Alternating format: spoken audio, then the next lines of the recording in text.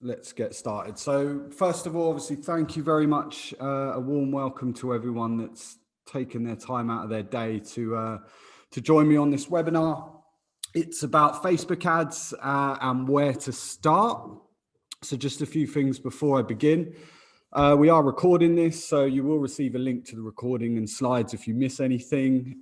Please stay muted on the call. I'll make sure that I'll mute everyone now just in case.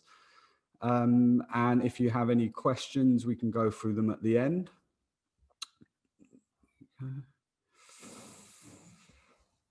And if you're looking to share anything on social media, then please involve us with the hashtag #WebboxWebinar. So just a little bit about the host, myself, before I begin. My name is Rodri Williams. I work for Webbox as head of digital. I've been in the industry now for 12 years working in digital marketing. I've been fortunate enough to work with several different agencies where I've had several big clients like Fever Tree and Universal Music and Pizza Express, to name a few, but also I love working with SMEs, one-man bands, startups, any companies that are ambitious in terms of their marketing. So it's really good to see companies grow from virtually nothing using digital marketing and going into six figures and multiple six-figure businesses. So at the moment, I've spent the last 18 months at Webbox, where we're a team of seriously skilled individuals that specialize not just in bespoke web design and development, but also digital marketing through paid ads such as social media marketing and Google ads as well. So in the next half hour, 45 minutes, for anyone that hasn't started Facebook, this is a real good place to get started. I'm going to go through the what, the why, and the how of Facebook. I'm also going to give some tips on what to think about when getting started, and also ultimately some strategies as well. And hopefully we'll have some time for some questions. If you have any, please leave them in the chat and I'll do my best to answer them all at the end. So, what is Facebook ads? By now, we should all know what Facebook is, the mammoth platform that is Facebook. Started out as a social media platform, like most of them do. And then, obviously, in terms of monetizing, they create selling ad space to companies and individuals. And it's where the majority of their £70.1 billion or $1 billion revenue comes from. In terms of why you should promote on Facebook, ultimately, well, there's 2.2 billion monthly active users. It's still the biggest social platform out there.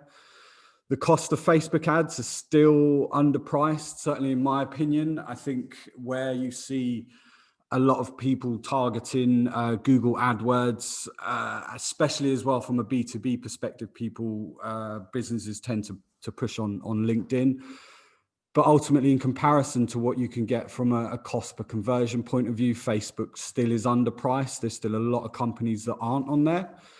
And also, it's where the attention is. So if you're a company nowadays, in 2020, and you're not regularly posting on platforms such as Facebook, LinkedIn, Twitter, Instagram, and you're not producing ads on there, then ultimately, in my opinion, I think you're irrelevant as a company because it's where all the attention is. Find out who doesn't have a smartphone these days and who out of your customers aren't active on any one of those platforms as well as Google. The only caveat to that is if you're targeting a core audience of 70 years and over. So ultimately, it is where the attention is, even for B2B companies. A lot of B2B companies stay away from places like Facebook purely because they feel that it is a social platform, but if you address it in the way that isn't necessarily B2B or B2C, but come with a mindset of P2P, so it's people to people, you'll still find that there is a lot of potential customers sitting on Facebook for you to grow your customer, your audience on. And how does Facebook ads work? Quite straightforward. I'll just give you a quick rundown. You set up a business page. Once you've set that business page up, you then set up what we call campaigns and what your objective is. So be it reach, be it conversions, which is what I'll go through shortly. And then once you've got your campaigns ready, you create ad sets. Within those ad sets, you'll create your ads using a wide variety of options. And ultimately, then you drive your audiences that click on those ads or view those ads and click on them to a destination to learn more and ultimately buy from you. And just like with every possible digital marketing strategy, you can track, you can analyze, and you can improve. So let's get started then. In terms of when you're thinking about running and starting a Facebook ad campaign, here are some of the rules that I've taken in my experience, certainly when you're getting started. And the first thing is keep it simple. Don't overthink it in terms of every aspect of creating the strategy or creating the ad. Start off small and then you can grow. There's a lot of information on there and it can be quite confusing if you've never been in Ad Center before. There's a lot of options available. Ultimately, if you have a mindset of the magic number of 3, then it's easier to simplify it. So my approach to any campaign that I've managed, run, created a strategy for, ultimately has the power of 3 involved in it. I'm sorry, my phone's talking to me. The first thing is hypothesize. So whenever you're looking at ideas and coming up with strategies to target your audiences or create campaigns, just start off by jotting down and hypothesizing, well, what kind of ad hooks could I use? What would my customers be interested in clicking on? How do they think? How can I create campaigns based on different areas? Once you've hypothesized, put it out there, test, and then if it doesn't work, quickly pivot. So always go with that mantra of being able to know that because the data available to you is so vast that you can easily monitor it, test it, see what works, and then obviously pivot if it's not. If it is, then invest more into it.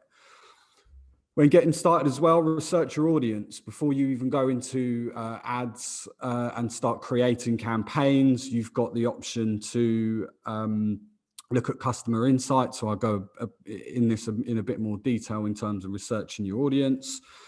And remember to start broad, and then you can always go granular. So with that in mind and keeping things simple, it's a good place to start. Now, when I say broad, I don't mean advertise to the whole world.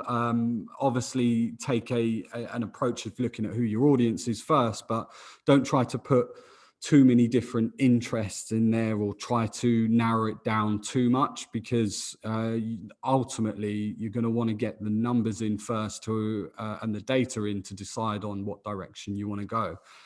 And probably the biggest tip I could give you when starting a campaign on Facebook is be patient. Sales certainly don't happen overnight.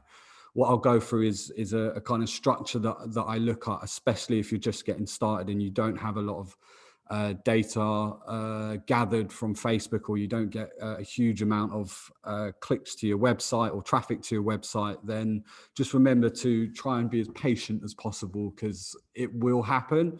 A lot of companies give up on Facebook, on Google, on paid ads, purely because they feel like it is instant and it doesn't happen straight away. But if it's done properly and you do have patience, then believe me, it will start working for you.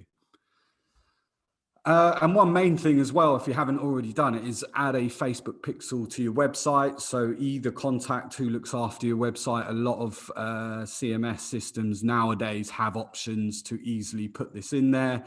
So when you're in Facebook, go to Events Manager, create your pixel.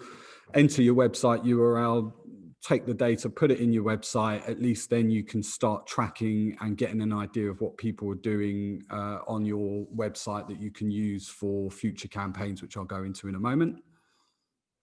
So ultimately, the first place to start is knowing your audience. So, I'm not sure I understand. Right, I'm going to take my watch off because Siri is involved in this webinar as well. Know your audience, guys. You may already know who your customers are, but how could you segment them? How could you put them, give them different names, understand what age groups they sit in, what are their interests, how do they speak, what kind of backgrounds are they from? So that way you can really get an idea initially of how you're going to specifically target certain audiences, because everything you do regarding your campaigns and your ad sets and ultimately your ad copy and your creative are going to be speaking to specific people. So again, use the power of 3, maximum no more than 3 personas. But if you can really identify who they are, it gives you a good sounding to start.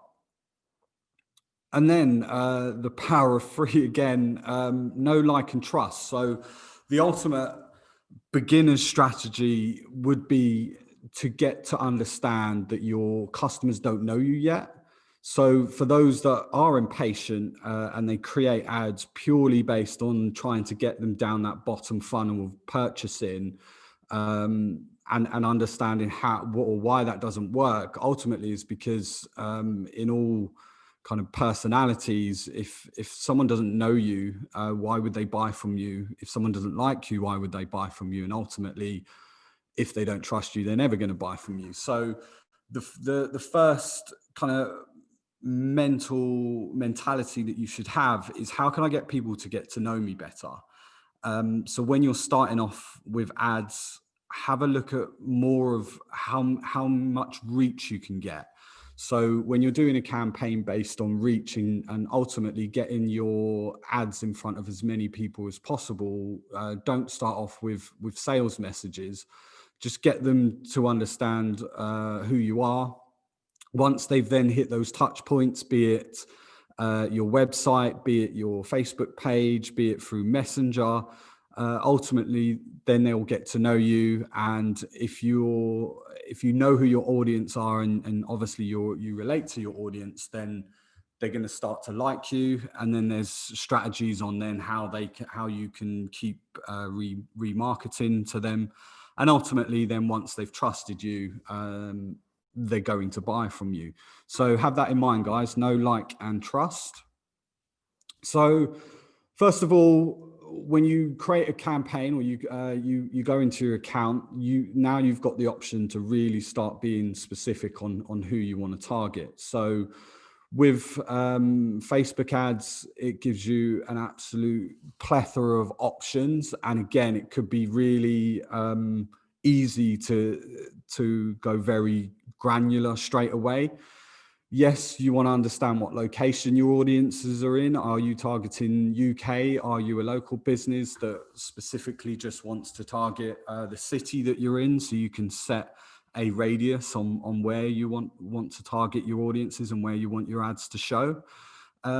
Age, we all have different age groups that we target, and also demographic interests and behaviors. So this is where you can ultimately really get granular.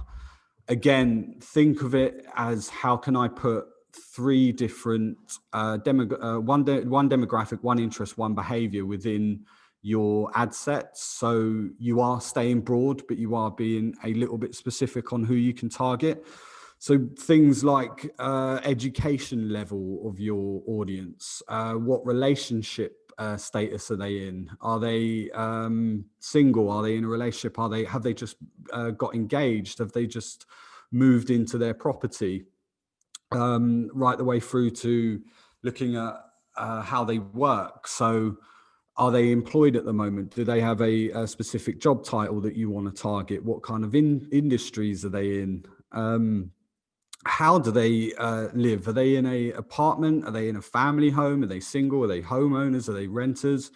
there's all these different options available. And ultimately, if you've got that test mindset and you're creating certain ad groups that are only targeting 2 or 3 different interests, demographics, and behaviors, then you can really understand, well, what is actually working and what isn't within your ads. You can also look at ethnic affinity, can target parents specifically. You can target certain life events. So are people moving away from their family? Are they in a long-term relationship? Are they newlyweds? Do they have up and coming birthdays? These are all the areas and the opportunities that are open to you in terms of what you can, who you can promote, and also with their interests. So if I'm targeting, for example, high net worths, I may want to look at people that are interested in luxury items. Or if I'm targeting, for example, landlords, I might want to look at their interests on real estate and property development, etc. So there is an absolute abundance of options out there for you to choose. Ultimately, as I mentioned, if you're creating ad sets, just make sure that you keep it simple to start with, because that data is crucial as you go, and you can always keep adding more once you've seen an initial return on investment.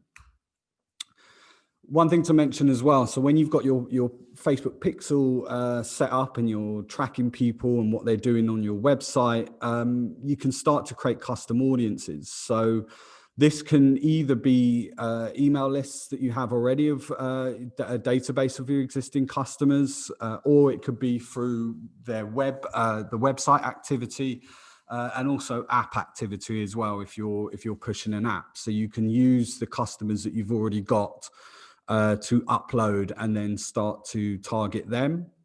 Just the same as using Facebook sources as well. So if you are regularly posting videos on Instagram, for example, and you can decide then who you want to target, possibly those that have watched a video for a certain amount of time. So for example, anyone that's watched your video over a minute seem to be more engaged than some people that have dropped off. So again, look at using custom audiences, because they're already familiar, so they already know who you are. These are the guys that essentially like you because they've engaged with you in one way or another. So you can then start to create ads based around those that have already been on your website and engaged with you. So custom audiences is a great tool as well to use. There's also lookalike audiences. So again, this is ultimately where what Facebook will do is, if you've got a list of custom audiences and people that have, you've already been in connection with in one way or another, be it through your website, be it that they're already a customer and they're on your list and you want to upsell to them, you can create these audiences. And what Facebook will do is look at their interests and target audiences that are very similar to the ones that you already have. So you're reaching out to that network already based on the same interests and demographics of your current audiences. So this is really good for, again, growing more awareness and more of a prospecting strategy. Okay, coming to the exciting bit, ad types. So again, if you even look at when I talk about power of 3 and I talk about know, like, and trust, Facebook's campaign objectives are pretty much the same: awareness, consideration, and then conversion. Obviously, awareness being get to know you, considering because they like you, and obviously converting because they trust you. So again, looking at this whole process of how you can bring them through that sales funnel, understand that brand awareness and reach would be a great place to start. And then how do we drive that traffic and engagement and ultimately then convert into customers? So again, have that kind of mindset when you're setting up your first campaigns. So what I'm going to do, I'm going to run through a few different ad creatives just to give you an idea on how creative you can be. I think it's easy to put an image up on there, and obviously going through some different testing different ad copy in terms of the wording that you use, but ultimately you need to get attention. And here are a few ways that you can do that. I think carousel ads don't just work really well, as you can see here, for products, but also for lead generation. If a user's scrolling through their timeline and they're seeing sponsored ads, you want something that will give you a bit of attention. So having these kind of actively scroll across will certainly help in terms of catching their eye. So that's carousel ads. And just a little bit more advanced on from carousel ads are what we call collection ads. So these are collection ads have only just been recently introduced into Facebook. But again, this is really good in terms of showing a group of products or a group of areas of your, so be it services of your business to show at one time. So if people are engaging with your ad, it's not just one image that they see, it's a collection of images, or a collection of products, or a collection of media that they can see to, again, get to know you and obviously keep that engagement with your potential customers. So that's collection ads. Video ads, obviously goes without saying, video ads are huge at the moment. Even if you look at where Facebook have gone over the last 5 to 10 years, essentially they were a social platform where you just post images and you post text about who you are, what you do, etc. Facebook are now, I think they're the second biggest behind YouTube in terms of video content.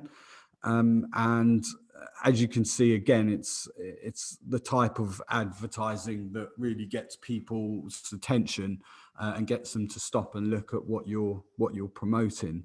So use as much video ads as you would using other areas. And utilizing stories as well. Us as human beings, we all like stories, and we're all posting on there. I don't know if you guys know, LinkedIn have now introduced the stories feature as well. So stories, again, this from a placement perspective, be it on Instagram or Facebook, stories are very effective in terms of getting across multiple different products, or taking your customer on a specific journey to get to know you a bit more. Even though some of these stories on here, like you think, right, Spotify, they're huge, but to create something like what Spotify have created here, there's this free software on the internet to do that. If you have graphic designers or access to graphic designers, this kind of ad doesn't take long. The technology is there and it's not that expensive to create. So try and be a bit creative with it, but it's certainly not difficult to create these regardless of whether you're a small, medium or large business. And also combination ads. I wish I could show you this. I couldn't actually embed it into this presentation, but what Porsche have done here, I've left the link if you want to check it out, but they've put multiple different combinations of adverts into one. And again, it's really eye-catching. They have a message bot on here. And again, message bots, there's a lot of options out there to use bots to engage with audiences.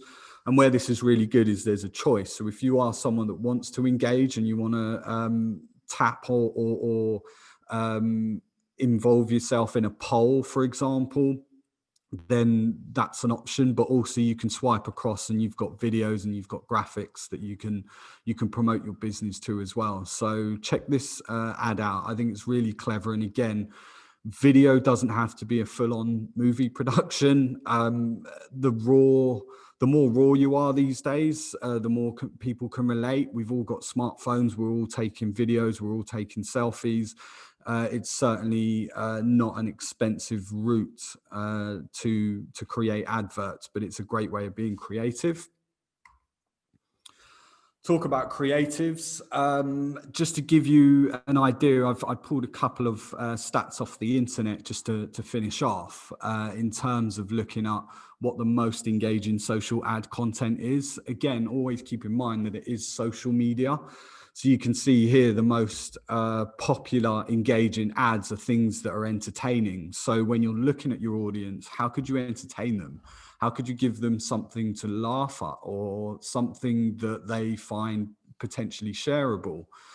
Everyone likes a discount. So again, if we're looking at, for example, custom audiences and those that you're retargeting, those that have already been on your site based on that journey, offer them a discount to come back. They've obviously done something, be it listened to a video or watched a video for a certain amount of time, or put a product in the basket and left without purchasing it. Then hit them back with a discount.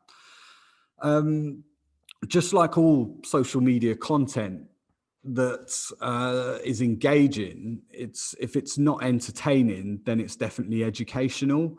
So again, how can you teach people through your ads where you're trying to get them to like you? There's no better way than giving them information.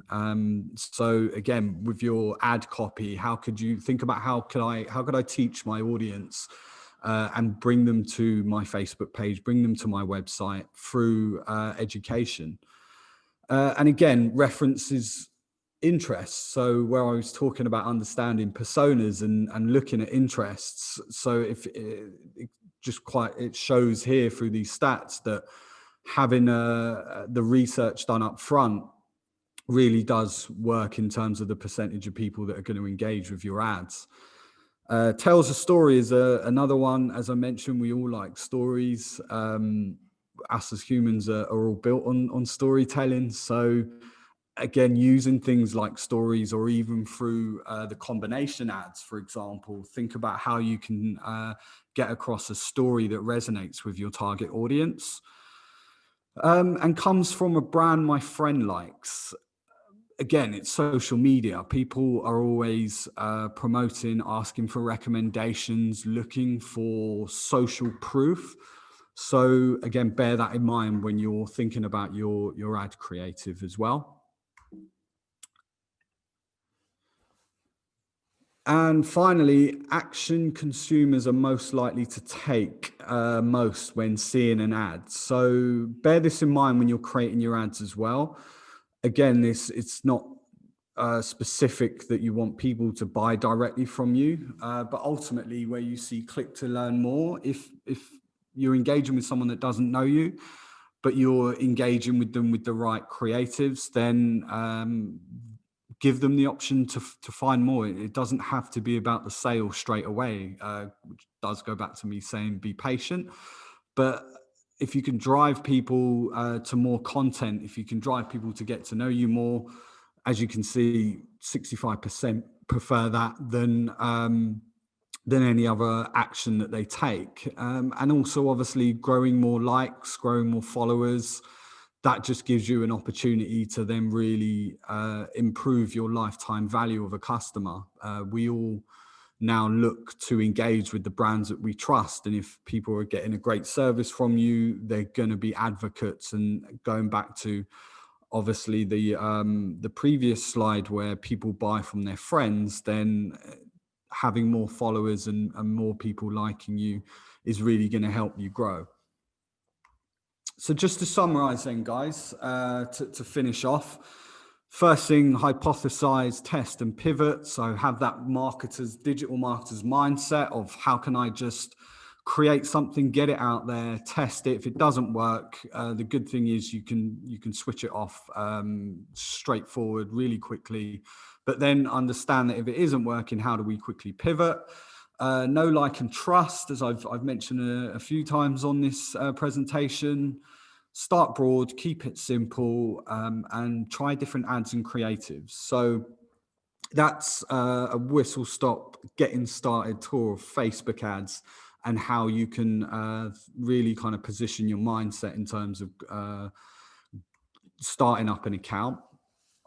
So I just want to say, yeah, thanks very much. And I'm going to have a look, see if there's any questions. I hope you guys enjoyed it. If there's anything extra or anything else that you need from me, then please feel free to connect on LinkedIn or through my email address. I'll be more than happy to support you and help you if you're just getting started. So you just have a look here. Okay. Like, no questions at all. Okay, that's either you guys are all shy or I have given you a lot of clarity that you don't need to ask anything, which is fine. So yeah, I hope you guys all liked it. Thank you very much for, oh, hang on, I've got one here. Can you talk to me a bit about budget requirements for a startup campaign? Absolutely. Look, one thing about budget is you can set a maximum daily budget, so you won't go over.